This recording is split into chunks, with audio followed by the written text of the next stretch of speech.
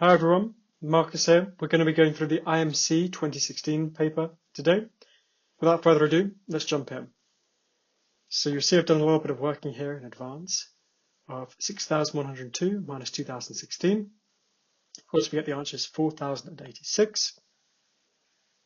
Just a bit of simple calculation there. There's no need to spend any more time on that. Question 2. We're looking for the fraction which is close to 1. Now, if we look at the numerators, they're all 1 away from the denominator. The numerator tells us the number of parts we have, the parts of the whole. The denominator is the size of each part. So, for example, if we're splitting a cake into 8 pieces or 7 pieces or 10 pieces or 11 pieces, if we split a cake into 11 pieces, they're going to be smaller pieces or smaller slices than if we split the cake into 7 or 8 slices. So the one that is closest to 1 is the one that is closest to being a whole cake. So 10/11 is going to have the smallest kind of slice of cake being removed from it. Okay. Of course, if we look at, for example, 11/10, we've got a little bit more than 1 cake, but the extra part that we have is 1/10 of a cake, whereas this, for part D, for answer D, we're 1/11 away from it being a whole cake. 1/11 is smaller than 1/10, so 10/11 is closest to 1. Looking at question 3, how many of the 5 expressions give answers which are not prime numbers? So we need to work out each of these, work out which ones do give prime numbers, which are the first one, the second one, the third one does not give a prime number, the fourth one does, and the fifth one also does. So out of those, there's one number, 25, which is not a prime number. Question 4. Amrita is baking a cake today. In this case, today is a Thursday because the competition was set on a Thursday. But looking back at this, that's very confusing. Anyway, today's a Thursday. She bakes a cake every 5th day. How many days will it be before she next bakes a cake on a Thursday? So this problem just distills down to finding the lowest common multiple of 7 and 5. We need it to be a Thursday. It needs to be a multiple of 7. She bakes a cake every 5th day. It needs to be a multiple of 5. The lowest common multiple of 7 and 5 is 35. So when travelling from London to Edinburgh by train, you pass a sign saying Edinburgh 200 miles. And 3.5 miles later, you pass another sign saying halfway between London and Edinburgh. How many miles is it by train from London to Edinburgh? So Edinburgh is 200 miles away. You travel 3.5 miles, so you're 3.5 miles closer to Edinburgh. So that means that there's 196.5 miles to go when you're at halfway. So if we just multiply that by 2, that's going to give us the full distance between London and Edinburgh, which is 393. Question 6. 1/3 of the animals in Jacob's flock are goats. The rest are sheep. There are 12 more sheep than goats. How many animals are there altogether in Jacob's flock?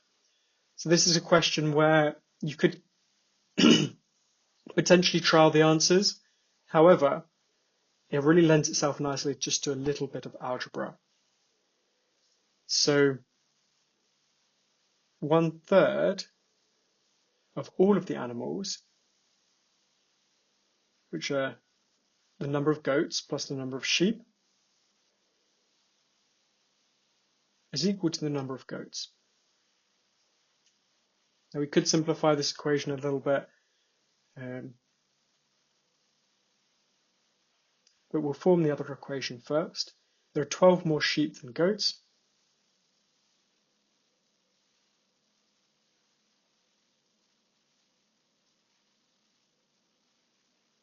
So if we add 12 to the number of goats, it would equal the number of sheep.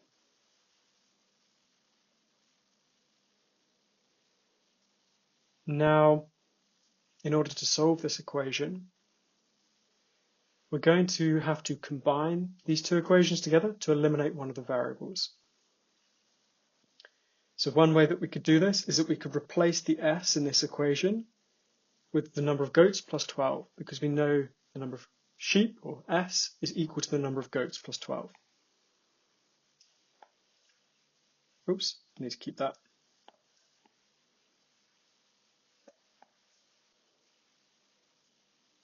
And what I'll do as well is I'll multiply both sides of the equation by 3, just to make it a little bit simpler. So we get 3g is equal to g plus 12. So simplifying that down, we get g is equal to 12. Sheep is 12 more than goats. So it's going to be 12 goats, 24 sheep, so 36 animals in total. Looking at question 7, finding the value of x.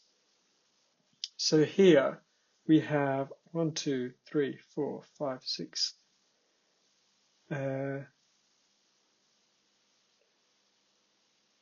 Six-sided shape, a hexagon.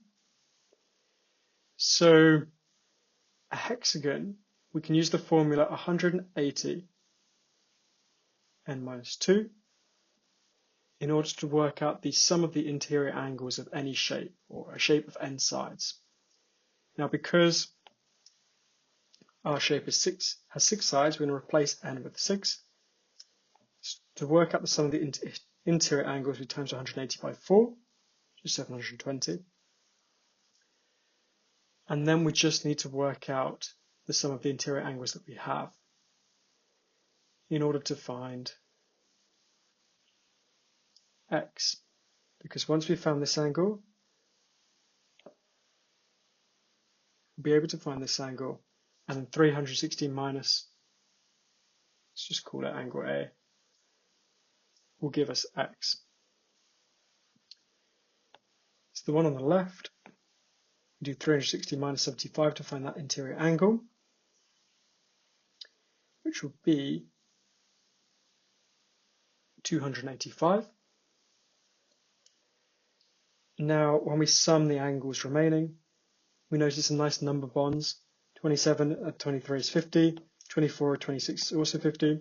So in total, there will be 100 plus 285, which is 385.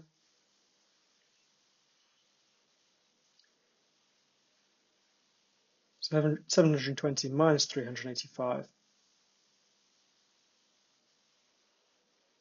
will equal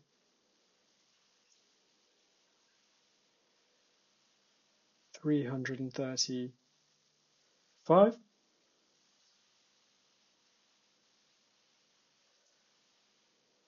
So x will have to equal 25, which is C.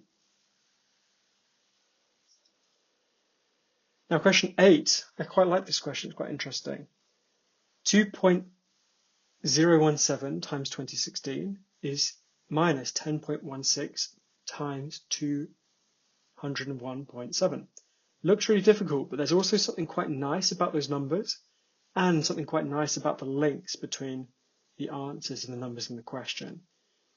So all of those things kind of hint towards there being an interesting way or quick way to solve this, where we're not multiplying horrible decimals and subtracting, weird numbers from each other. So one way that we can do this is say,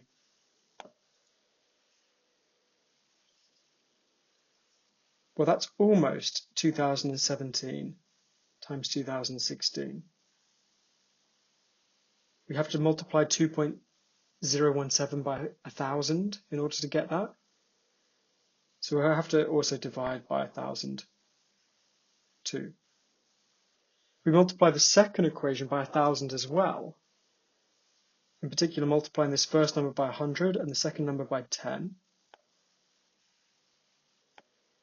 we're going to get minus 1016 times 2017.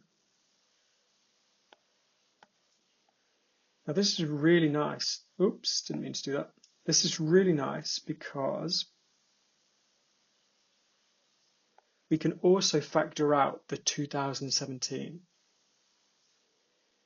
So try and find a good place to write it, which my head isn't covering up. Just go to the side. 2017 over 1,000. So we're factoring out the two 2017s times 2016 minus 1016.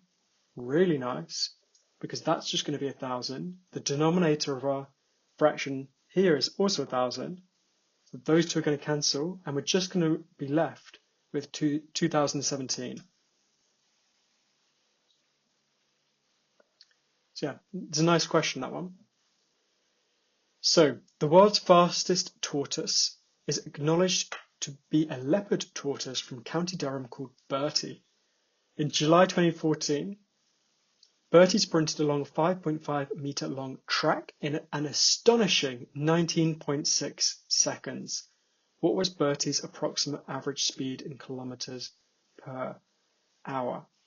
So notice that it says approximate. You don't have to work this out precisely. So we could round 19.6 to 20 seconds. It's almost 20 seconds. So we can work out the speed in meters per second very quickly.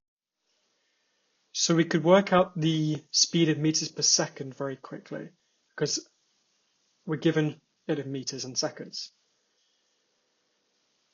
But of course, it needs it in kilometers per hour.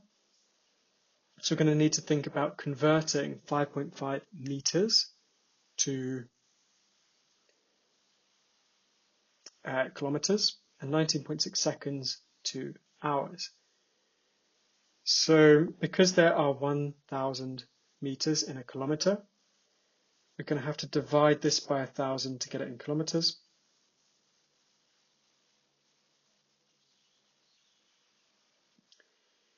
And seconds, the 20 seconds,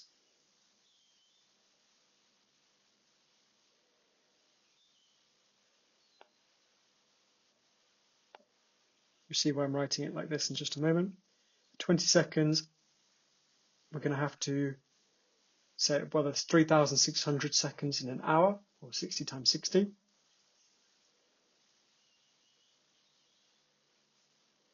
So the speed is equal to the distance in kilometers, which we now have. Distance in kilometers divided by the time in hours, which we now have in hours. So we just need to simplify this, or this division of fractions. So we can do some kind of cross-cancelling here, which I'm going to make it a little bit easier. So we could say 5.5 over 10 times 36 over 20, which is also equal 36 over 20. They are both divisible by 4, so we can get 9 over 5.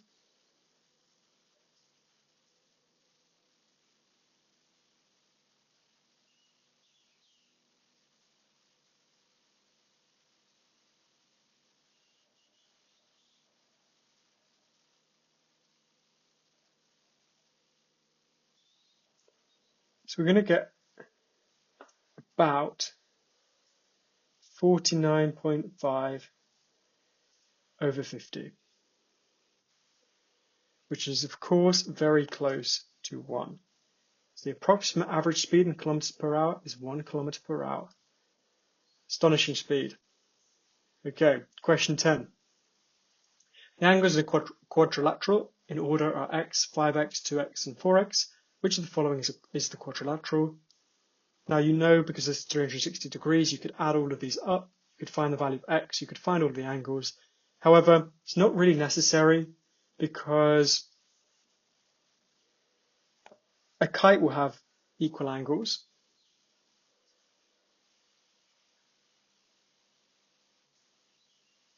So specifically, it will have one pair of equal angles. There's a poor drawing of a kite. These ones will be equal because we've got two sets of adjacent equal length sides. Parallelogram, both sets of opposite angles are going to be equal. Of course, here we've got no equal angles, so it can't be a parallelogram. Rhombus, same thing, same as a parallelogram. We've got opposite sets of equal angles. Arrowhead, so that's going to look something like this. Again, terrible drawing, so I'm using my iPad propped up. Again, that's going to have some equal angles because these sides are going to be equal, these sides are going to be equal. So we're basically left with a trapezium. The only property of the trapezium is that adjacent angles will sum to, or pairs of adjacent angles will sum to 180. So because of the parallel sides, so not every pair of adjacent angles, just the co-interior ones will sum to 180. So the ones I've highlighted will each sum to 180. And we can see here, well, x at 5x is 6x, 2x at 4x is also 6x. So half of the 360 degrees is going to go to that first pair of angles. Half of the 360 degrees is going to go to the second pair of angles. So each of those pairs will sum to 180. So it does satisfy the properties of a trapezium and not any of the others. Awesome. Moving on to question 11. The net shown consists of squares and equilateral triangles. The net is folded to form a rhombicubotetrahedron. I'm a maths teacher. I don't know how to say that. If you've got a better attempt than I have, by all means, give it a go. Anyway, as shown, when the face marked P is placed face down on a table, which face will be facing up? So you've got P face down here. So you've got 1, 2, 3, 4. So, and on the fourth square next to P is going to be the face painting up. So you've got 1, 2, 3, 4. So it's going to be D facing up. Question 12. A plus B is 7. A minus B is equal to 2. A times B, well, we just need to find A and B first. We add them together, we get 2A is equal to 9. A is equal to 4.5. So B is equal to 2.5. So A times B, this is a little bit easy to calculate if we actually use fractions. A times B, at least I recommend multiplying in fractions because it's easier than multiplying in decimals. 9 over 2 times 5 over 2 is equal to 45 over 4. So 44 is a multiple of 4, 11 times 4. So we're going to get 11 with 1 left over, so 1/4 left over, which is D. Question 13. The diagram shows a heptagon with a line of 3 circles on each side. Each circle is to contain exactly one number. The numbers 8 to 14 are distributed as shown, and the numbers 1 to 7 are to be distributed to the remaining circles. The total of the numbers in each of the lines of 3 circles is to be the same. What is the total?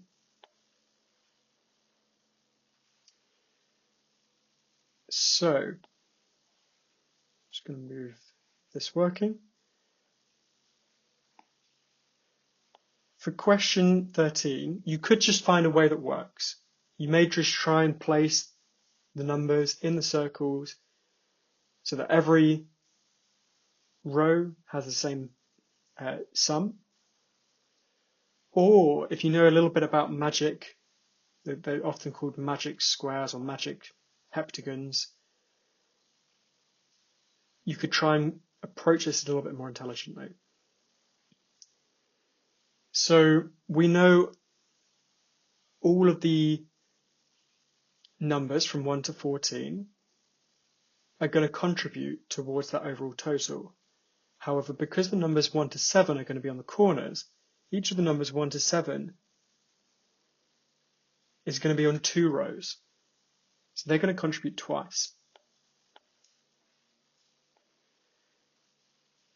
So if we work out the sum of all of the numbers from 1 to 14 and add the sum of all the numbers from 1 to 7, because we're counting them twice, we're going to get the total sum of all 7 rows.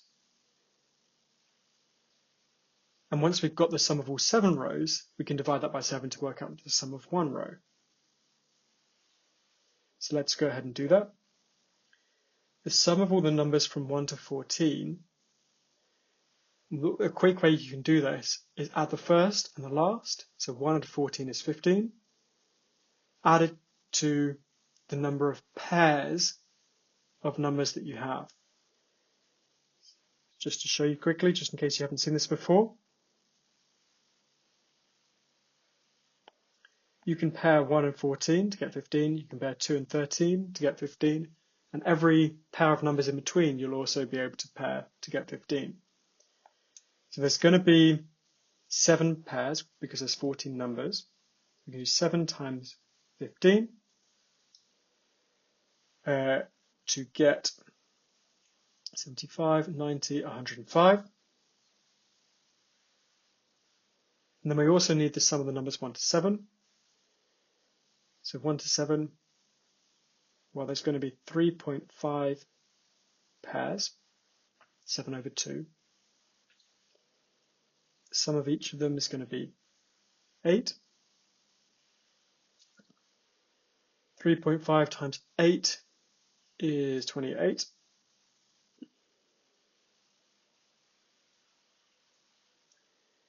So adding those two together, we're going to get the overall sum, which is going to be 133. So dividing 133 by 7 will give us the total for each row.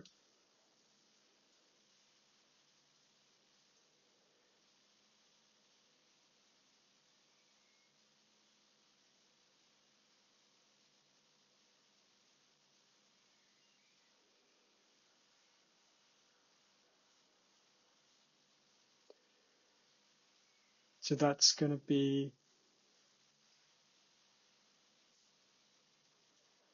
so 7 goes into 133 19 times. So the total of each row is just going to be 19.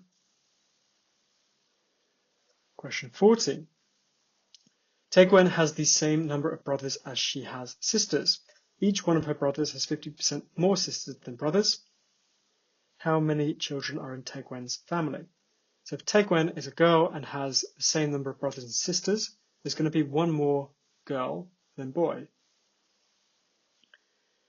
So boy plus 1 is equal to the number of girls. Each of her brothers has 50% more sisters than brothers. So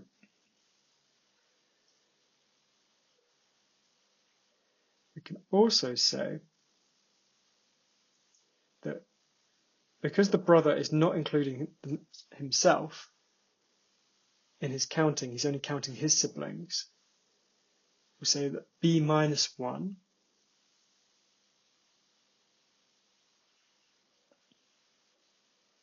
times, now 50% more as a decimal is 1.5, or 3 over 2 as a fraction. So the number of brothers minus 1, because the one of the brothers isn't including himself, times 50%, or times a 50% increase, is equal to the number of sisters. So again, using algebra here helps give you definite answers.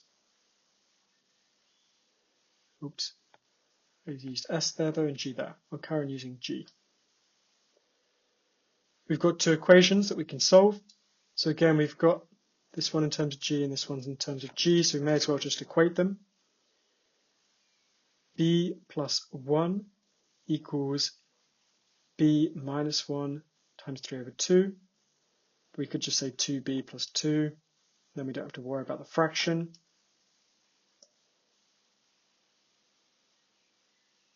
So 2b plus 2 is equal to 3b minus 3.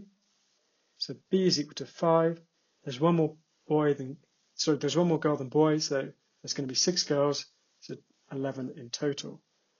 And if you're not sure if you formed your equations right, it often makes sense to check your answer. So you can also check this by saying, okay, one of the brothers has 6 sisters and 4 other brothers. 6 is 50% more than 4, so that makes sense. Okay, question 15.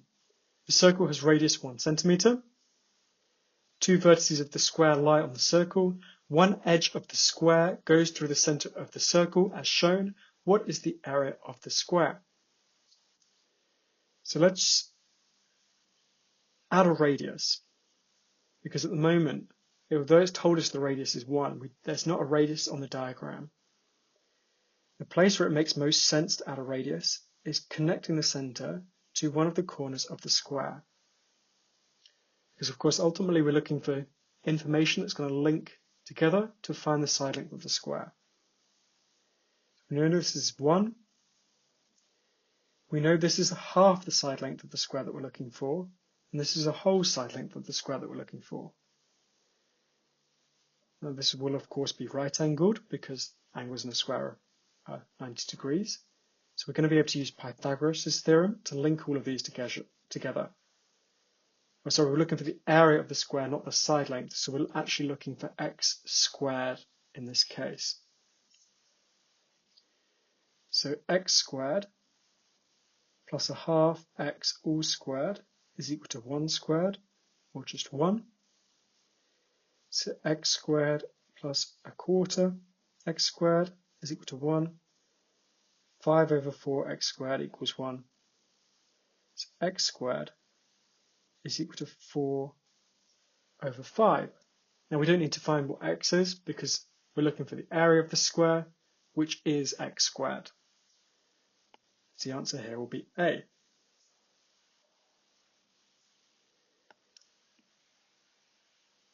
All right, question 16.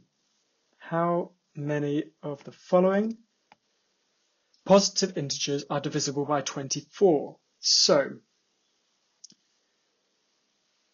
if an integer is divisible by 24, it must share all of the same factors as 24.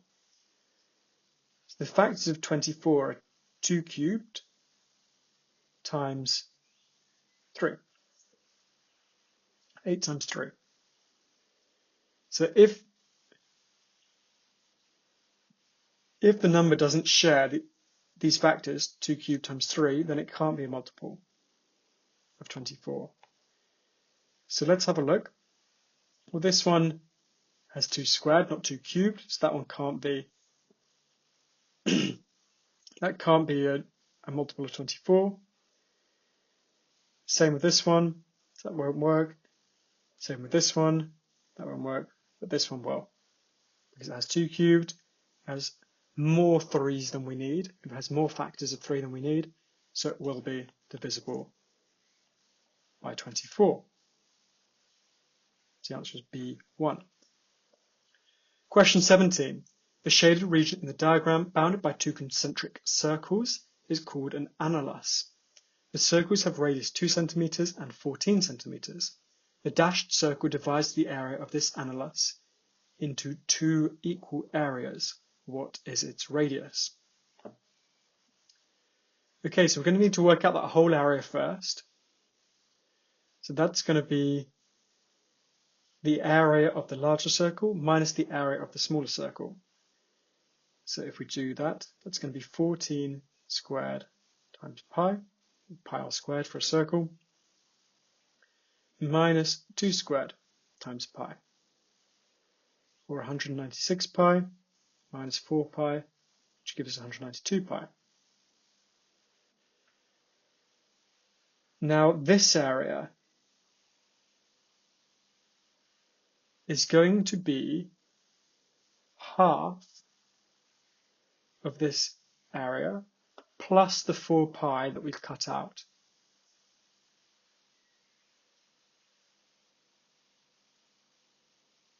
So we're looking for the radius of that circle, which is going to be r. But the area of that circle of radius r is going to include the small part that we cut out, plus half of the 192 pi. So to do that, we get 96 pi is the shaded area, plus the part that we cut out, we plus 4 pi to give us 100 pi. So the circle with radius r has area 100 pi. So pi r squared is equal to 100 pi. Cancel the pi's, and r is going to have to equal 10. Question 18.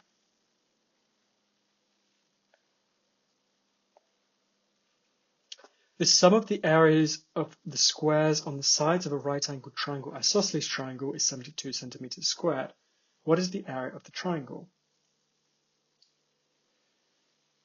So if you have a right-angled isosceles triangle, you've got a right-angled triangle where two of the sides are the same length. These squares. So if the sides are length x and x, by Pythagoras' theorem, the hypotenuse will be of length root 2x. So the area of the squares are going to be x squared, and 2x squared. So in total, 4x squared between the area of the three squares. So we can use this information to work out x. So 4x squared will equal 72. So x squared is going to equal 18. Now, of course, the area of the triangle is just going to be half of the area of a square with side length x, because it's right-angled isosceles. So half base times height is half times x squared, which is, of course, 9. Question 19. A list of positive integers has a median of 8, a mode of 9. So, a list of positive integers has a median of 8, a mode of 9, and a mean of 10. What is the smallest possible number of integers in the list? So we try the smallest possibility first. We try 5. So we have to have 2 9s in the list, because it's got to be more 9s than anything else. Median is 8 and the mean is 10. So the median has to be in the middle. So if we just try and make the median 8, then for that to be in the middle, we'd have to have 2 smaller numbers. But in that case, the mean is never going to be 10, because all of the numbers are smaller than 10. So that's not going to work. So then we'll say, okay, well, 5 is not going to work. Let's try 6. Now, when there's 6 numbers, the median is going to be split. It's going to be the average of the 2 middle numbers, because There's not going to be a unique middle number. So if we make that number 7, then the median, providing this is the midpoint, there's another number here and 2 more numbers here, the median is going to be 8. So if we just say let this be 6 and 5, we can make this one as big as we want to in order to make the overall mean 10. So this is going to be possible. So the answer is going to be 6. Awesome. Last page. I really like this question as well. Question 20. 2 semicircles are drawn on the rectangle as shown. What is the width of the overlap of the 2 semicircles? So very good common strategy. Join up where the circles, the center of the circles, with the points where the 2 semicircles intersect.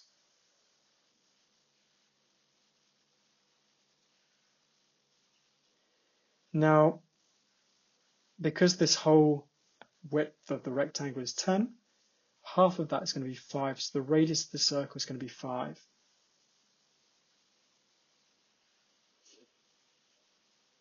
We join up those 2 points as well. This is going to be half of the height of the rectangle, so that's going to be 4. And if you know your Pythagorean triples, you'll know that these are 2 sides of a 3, 4, 5 Pythagorean triple. So that's going to be 3. This is also going to be 3. So overall, the width of the overlap is going to be 6. Question 21. The diagram shows a regular octagon. What is the ratio of the area of the shaded trapezium to the area of the whole octagon?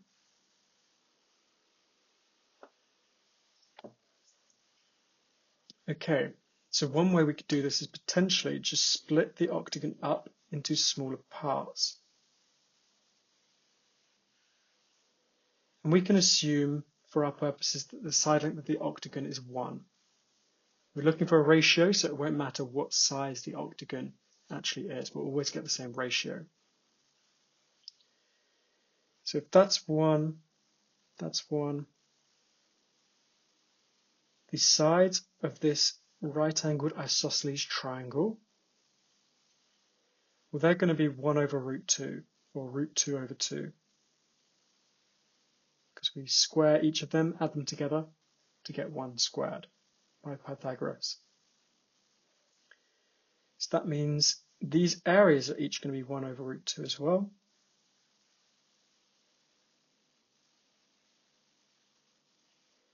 And these areas will each be a quarter. And this area will be 1. So the shaded area to the whole area is going to be a half plus 1 over root 2. We'll add them all up together. A half, 1, 2, 2 plus 4 over root 2. So if we multiply everything by root 2, it might make it a little bit easier.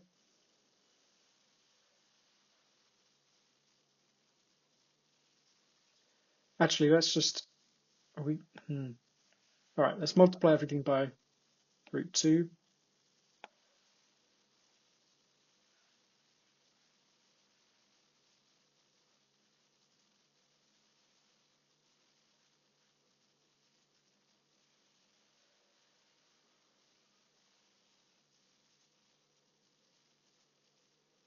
Okay, and then let's just multiply everything by 2 as well. So root 2 plus 2 to 4 root 2 plus 8. Now we can factor out something quite nice here. This looks like it's in quite a simple form, but it's not one of the answers given. It's because there's a common factor between these two sides of the ratio. So we could say we can take out a factor of 4 here, and we have root 2 plus 2 left over. Now that means we can divide both sides by root 2 plus root 2 to get 1 to 4. So of course now that is definitely in its simplest form, so the answer will be A. Question 22. In a particular group of people, some always tell the truth, the rest always lie. There are 2016 people in the group. One day the group is sitting in a circle. Each person in the group says, both the person on my left and the person on my right are liars. What is the difference between the largest and smallest number of people who could be telling the truth? So this one is quite a tricky one to wrap your head around. And the way I thought about it was just by considering 5 people as part of the circle. And the person in the middle says both of the people on my left and right are liars. Well, it could go liar, truth teller, or honest person, liar, honest person, the whole way around the circle. In that case, every person who's telling the truth will always be sat next to 2 liars. And the person next to them will always be lying because one of the people on one of the sides, well, actually the person on both sides will be telling the truth. So 50% of them could be liars, 50% of them could be telling the truth, and that is one possibility. But there's also a possibility, okay, someone tells the truth, both the people on my left and right are liars. So you've got a truth teller here. Actually, let's move that one across. They tell the truth, they lie by saying both the person on my left and right are liars. This person could also lie if this person tells the truth. And then we could go around again. This person would be lying. So it's also possible for out of every 3 people, 2 of them lie and 1 person tells the truth. So either half of them tell the truth or a third of them tell the truth. So the problem just kind of distills itself down to finding half of 2016 and minusing it from subtracting a third of 2016. And when you do that, you get the final answer to be 336. Question 23. A Saxon silver penny from the reign of Ethelbert II in the 8th century was sold in 2014 for £78,000. A design on the coin depicts a circle surrounded by 4 equal arcs, each a quarter circle as shown. The width of the design is 2 centimeters. What is the radius of the small circle in centimeters? I like this question as well. This is very interesting. So you may wish to start by drawing the tangents of the outer circles and joining them up with the center of the inner circle. So what you may wish to do is start by joining up the tangents of the outer circles with the center of the inner circle. Now once we've done this, we're told the width of the design is 2 centimeters, so each of these will be 1 centimeter.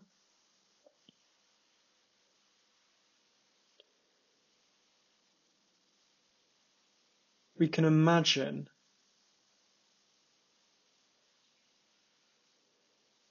that the outer circle also has a center somewhere, and that these, because we've got lines that are tangent to a circle, are right angles.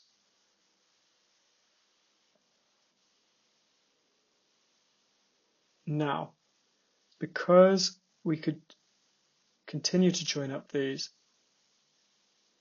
and it's going to divide the circle into 4 equal quadrants. These are all going to have to be 90 degrees. If we split one of them in half, they're both going to be 45. So that means these are also going to be 45. So we get some right-angled isosceles triangles. So that means the length from the center of the circle to the extra line that we've drawn. Let me just highlight it for you. This length is going to equal 1.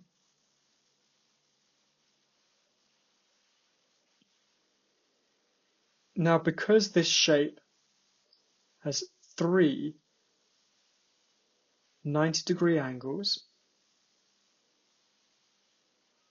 the fourth angle, because it's quadrilateral, is also going to have to be 90 degrees, which means this shape is going to have to be a square.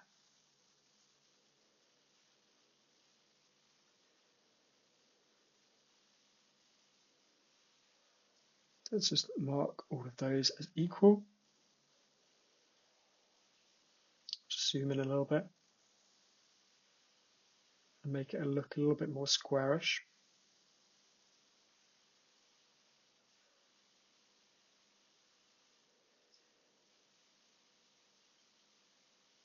So we know the diagonal of the square is 2. And if we just work out the radius of the circle, we could subtract that to find the radius of the smaller circle. But we need the radius of the larger circle to do that, because we know the radius of the smaller circle plus the radius of the larger circle will equal 2. So to do that, we just need to do a bit of Pythagoras.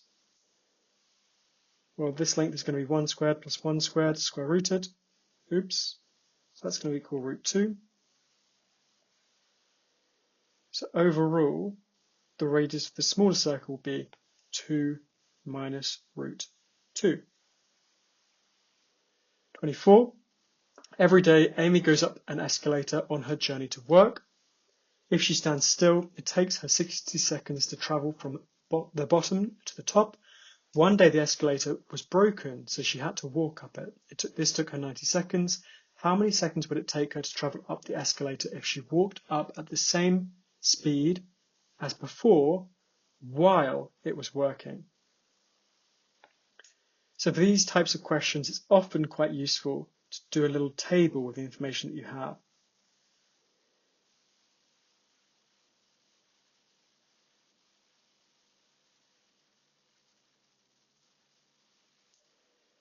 So we're told it takes us, the distance stays the same each time. We don't know what it is, but we can just call it x. So with the escalator, the time took 60 seconds, walking took 90 seconds. So the speed is equal to the distance over time. So you get x over 60 and x over 90 as the speed. So when we combine those speeds, we add them together. So her combined speed when the escalator's on and she's walking up is x over 60 plus x over 90. So to work out a time, well, the time is just going to be the distance divided by the speed. So x over, or x divided by,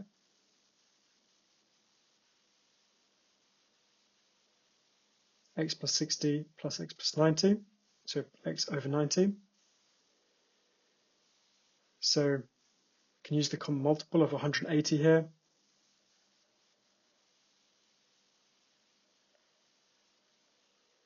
So it's going to be 180, and I am doing a couple of steps at the same time, over 3x plus 2x, which is 5x.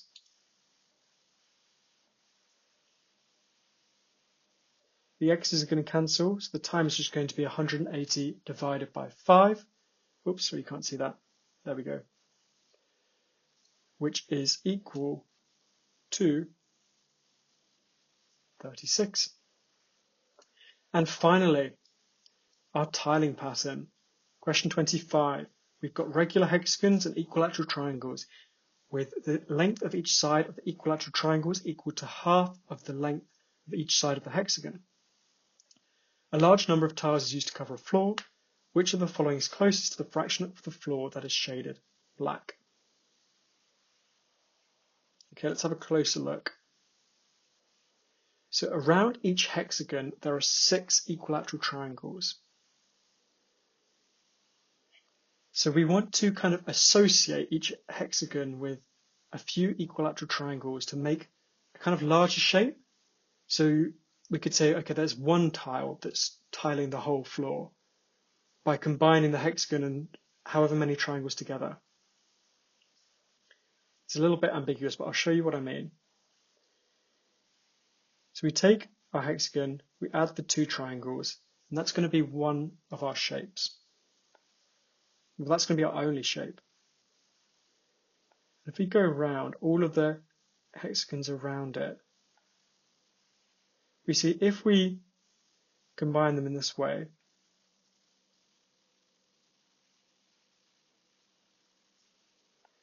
there's no triangle that gets left out. There's no hexagon that gets left out.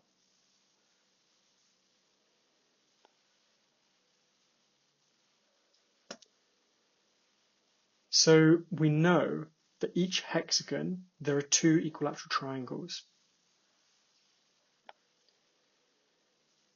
So now if we just work out how many equilateral triangles each hexagon splits into,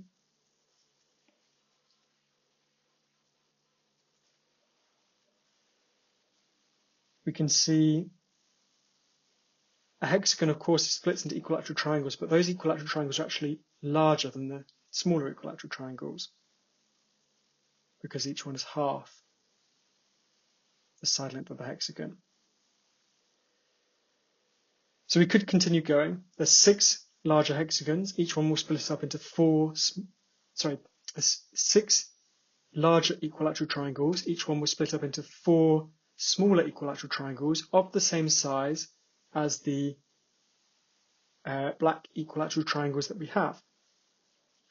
So in total, there would be 24 small equilateral triangles inside the hexagon, plus the 2 more that we're kind of pairing it up with, will give us 26. 2 of them are black, so it would be 2 out of 26 in total of that one shape is black triangles. And because the whole floor will share those same proportions, because the whole floor can be tiled by hexagons and triangles in the same way, overall it's going to be 2 over 26 or 1 over 13 as our final answer.